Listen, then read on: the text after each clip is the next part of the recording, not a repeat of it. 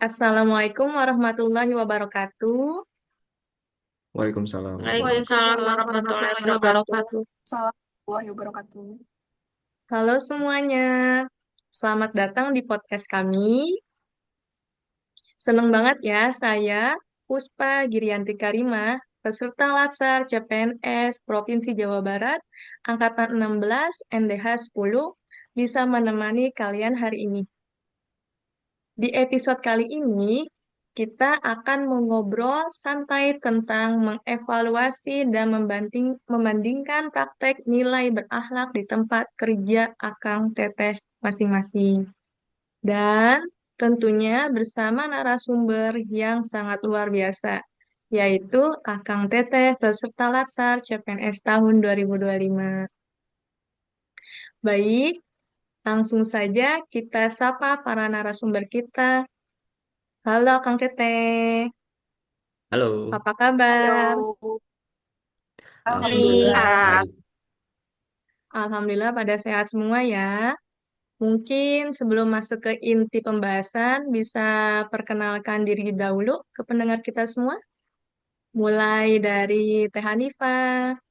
Halo, Silakan Kang Teteh Teh. semuanya. Perkenalkan, saya Hanifah Fauzia Isa, Jabar 16, NDH 34 dari Dinas Ketahanan Pangan dan Peternakan, bidang produksi peternakan. Salam kenal semuanya. Baik Teh, terima kasih. Selanjutnya Teh Nur Inaya, boleh Teh? halo semuanya. Perkenalkan, saya Nur Inaya dengan NDH 30 dari Angkatan 16. Saya dari Dinas Ketahanan Pangan dan Peternakan di bidang kesehatan hewan dan kesehatan masyarakat veteriner. Yap, terima kasih Teh Nur. Sekarang selanjutnya ke Teh Siti Mayasari. Boleh Teh? Halo semuanya, Assalamualaikum. Saya dari Latsar Halo. Jabar 16 dengan NDH 02, nama saya Siti Mayasari. Saya dari Dinas Pemberdayaan Perempuan, Perlindungan Anak dan Keluarga Berencana atau yang biasa dikenal dengan DP3 AKB Provinsi Jawa Barat. Saya ada di bidang pemenuhan hak anak. Salam kenal semuanya. Terima kasih Teh. Selanjutnya dari Kang Zul. Boleh Kang Zul? Baik, terima kasih. Assalamualaikum warahmatullahi wabarakatuh. Izin perkenalkan diri, nama saya Zul Hambali dari Jabar Angkatan 16 NDH 31. Saya berasal dari Dinas Ketahanan Pangan dan Peternakan dalam unit pelaksana tugas daerah kesehatan hewan dan kesehatan masyarakat veteriner. Salam kenal semuanya. Ya. Oke, kita langsung aja ya ke pembahasannya ya. Sebagai ASN, ada nilai-nilai yang menjadi pondasi kita untuk menjalankan tugas. Nilai dasar aparatur sipil negara yang dikenal dengan nilai-nilai berakhlak, berorientasi pelayanan, akuntabel, kompeten, harmonis, loyal, adaptif, dan kolaboratif, merupakan pondasi penting dalam membangun budaya kerja yang profesional, transparan, dan berintegritas. Nilai-nilai ini diharapkan tidak hanya menjadi slogan, tetapi benar-benar dipraktikkan dalam keseharian, baik dalam memberikan pelayanan publik maupun dalam interaksi antar sesama pegawai. Nilai berakhlak menjadi pedoman utama bagi setiap aparatur sipil negara dalam menjalankan tugasnya. Setiap ASN dituntut untuk bekerja dengan penuh tanggung jawab, menjunjung tinggi integritas, serta mengedepankan pelayanan yang prima. Melalui penerapan nilai-nilai berakhlak, pelayanan publik dapat dilaksanakan secara profesional, transparan, adil, serta mampu menjawab semua tantangan perkembangan zaman. Dan dengan menjadikan nilai-nilai berakhlak sebagai budaya kerja, ASN diharapkan mampu memberikan pelayanan yang prima, meningkatkan kepercayaan masyarakat, dan memperkuat segala aspek sistem nasional demi terwujudnya kesejahteraan bersama.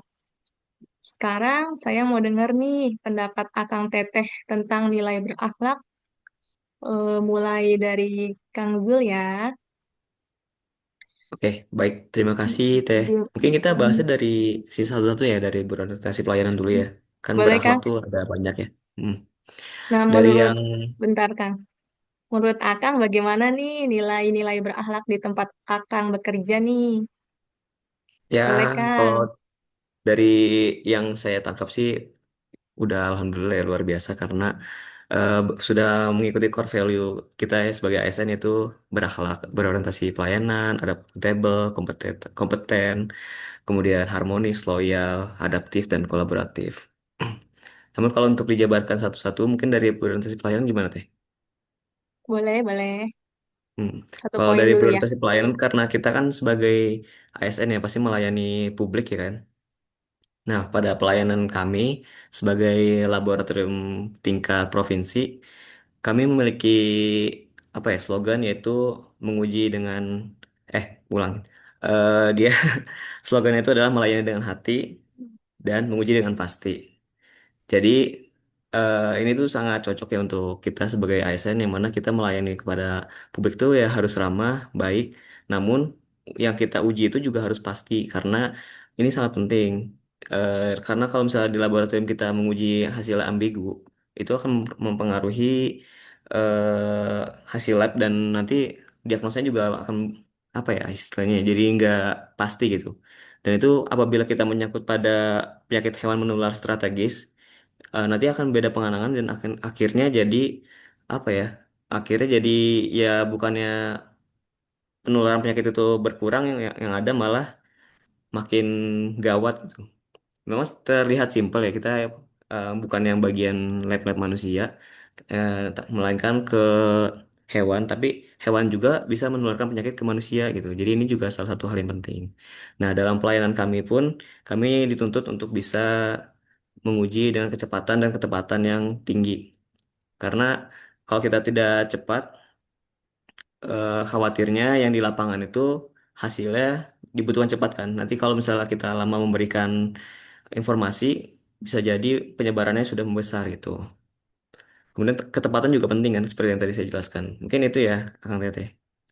Teteh maksudnya. Siap. Teteh, teteh. Kasih ya Kang Zul ya. Sekarang saya mau dengar dari narasumber yang lain ya. Boleh Teh Hanifah. Teh Puspa. Walaupun saya Teh Inai dan Kang Zul ini satu instansi ya, tapi kami memiliki tugas fungsi yang berbeda pastinya. Kalau di tempat saya sendiri pada bidang produksi peternakan, kami ini menyelenggarakan urusan pemerintahan bidang pangan dan bidang pertanian di suburusan peternakan pada aspek produksi peternakan meliputi kawasan peternakan, pengembangan usaha, regenerasi petani, pengawasan bibit ternak dan pakan, dan SDG hewan.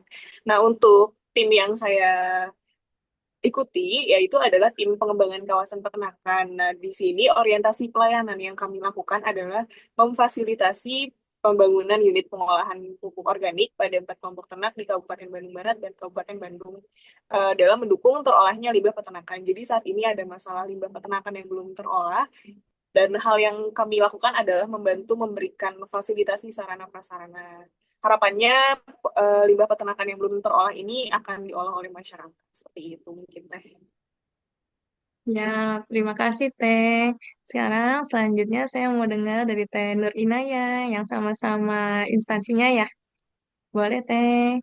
Ya, kalau dari saya benar seperti yang dikatakan Teh Hanifah, kita memang dari satu instansi yang sama, cuman memiliki job desk yang berbeda-beda. Seperti saya itu berkolaborasi langsung dengan dokter hewan yang ada di eh, bidang Keswan Kesmafet, khususnya dalam memberikan pelayanan audit dan surveillance langsung kepada masyarakat atau pelaku usaha sesuai dengan jadwal antrian yang ada di OSS. OSS itu kayak sistemnya gitu. Nah, di situ kita bagaimana membagi waktu supaya itu antrian itu nggak jadi membludak, tapi malah berkurang. Nah, di situ eh, kita memprioritaskan yang memang sudah di luar mengantri untuk dilakukan audit ataupun surveillance seperti itu.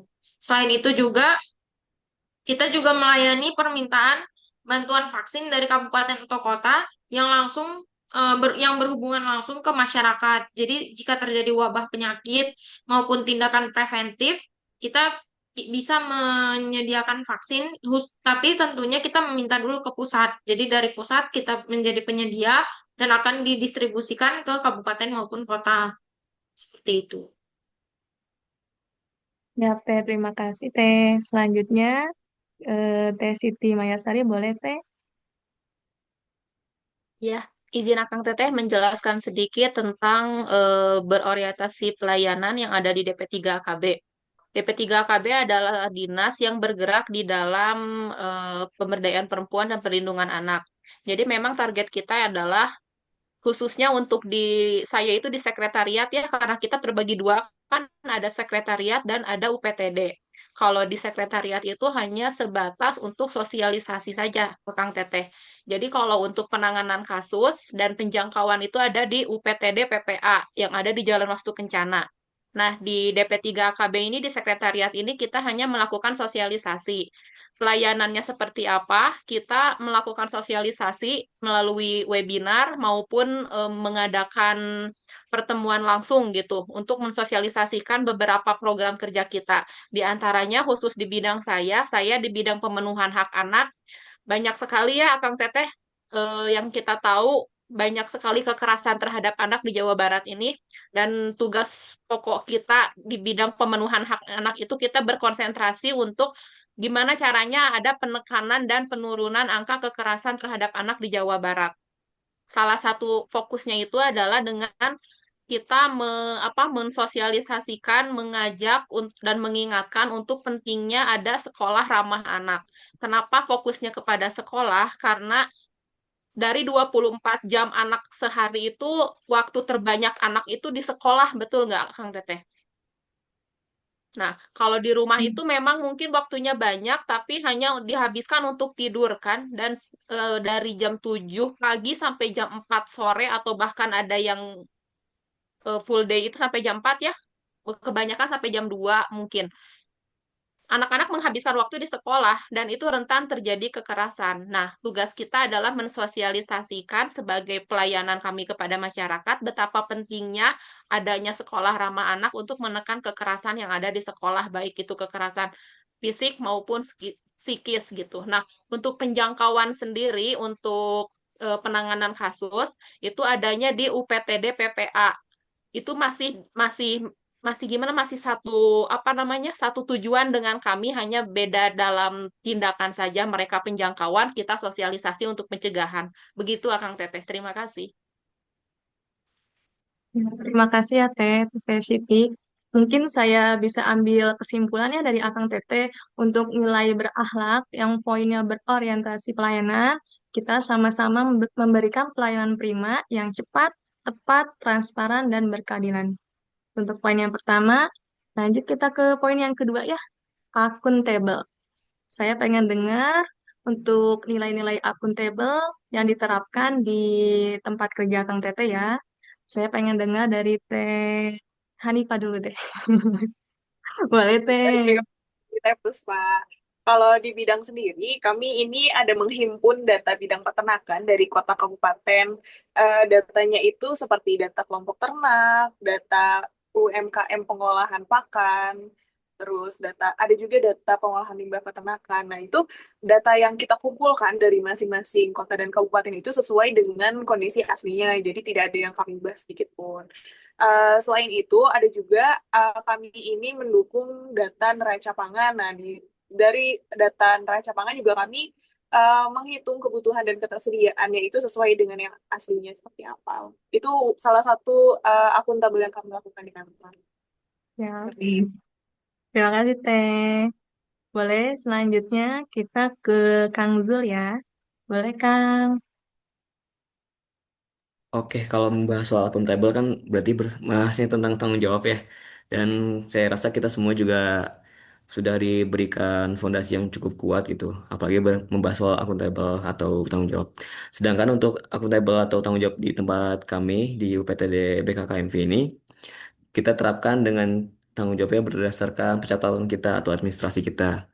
Jadi setiap kita melakukan pengujian dan apapun itu kita berikan, kita catat secara rinci mulai dari penerimaan sampelnya, kemudian berpreparasi pembuatan medianya, proses proses inokulasi hingga pencatatan hasilnya. Kemudian dari hasil tadi itu kita nggak bisa langsung kasih ke owner atau customer, tapi kita harus periksa lagi, uji ketat, dan kita laporkan dulu ke kasih atau kepala labnya dulu ya. Lapor ke kepala lab bagaimana hasilnya.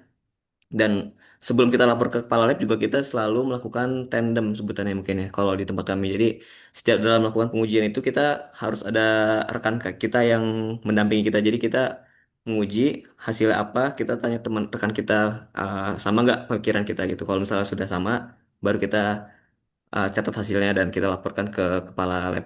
Nah, setelah kita laporkan ke kepala lab memberikan tanda tangannya, dan baru kita ke proses administrasi dan hingga akhirnya nanti kita serahkan ke customer gitu. Jadi itu sih kalau tahapan kita ya, selama kita menjaga tanggung jawab kita tuh dengan pencatatan tadi. Kalau misalnya suatu saat nanti ada komplain dari ini, kita akan bandingkan dengan data yang kita punya. Kemudian kita juga pernah kok dipakai ke meja hukum ya. Dan ya alhamdulillah karena kita bertanggung jawab, kita bisa menyelesaikan masalah hukum itu gitu. Mungkin itu sih kalau dari kami. Kami pokoknya intinya dari pencatatan gitu sih. Mangga Nah, yang lain. terima kasih ya, Kang. Boleh selanjutnya Teh Siti Mayasari. Ya, Kang Teteh, untuk akuntabel sendiri ya, kalau di DP3 AKB, kita melakukan kegiatan dengan sebaik-baiknya sih, dengan jujur, transparan, dan dapat dipertanggungjawabkan. Untuk apapun itu kegiatannya, kalau kita tidak bertanggung jawab kan, ya gimana? Ya, seorang ASN masa sih tidak bertanggung jawab gitu.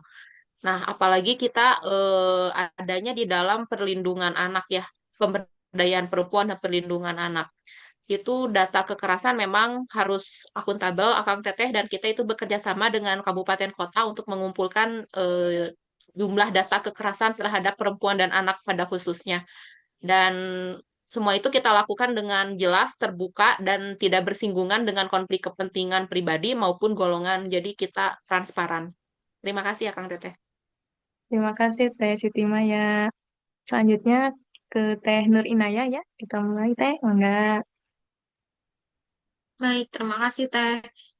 Untuk akuntabel sendiri, yang diterapkan di bidang Keswan Kesmafet itu, data-data dari surveillance maupun audit itu kita semua ada dan bersifat transparan. Jadi orang-orang bisa akses juga bagaimana proses eh, dari tahap per tahap untuk pengajuan surveillance maupun NKV. Jadi nggak ada yang kita tutup-tutupi.